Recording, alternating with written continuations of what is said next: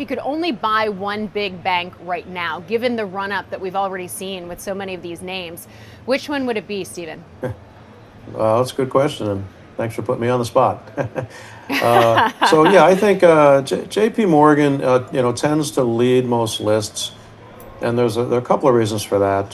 They do have the um, among the best growth, EPS growth in the group, better loan growth.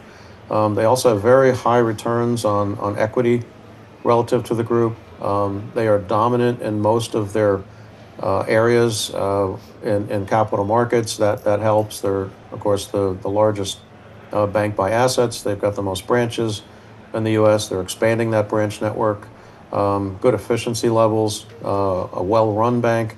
So they really score highly across the board in most of the metrics that analysts are going to look at. And I think that's and you can say, yeah, the run-up is certainly there. It's the valuation is higher than it had been, clearly, but they've got a long runway for growth. One thing we haven't talked about is the possibility of bank deregulation as early as late this year.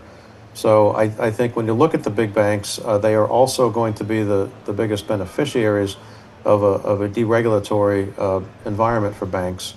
To the extent they don't need to hold quite as much capital, they can use that to lend out. And JP Morgan is the bank that holds the most amount of capital of any other, and therefore their ability to use that as a growth vehicle to lend out to be a little bit more, shall I say, risky in the lending space, and they can certainly do that if they don't have to have those dollars sit on the in reserve as a capital requirement. So I think that's an unknown type of catalyst for bank shares here that's not being fully recognized by the current valuations.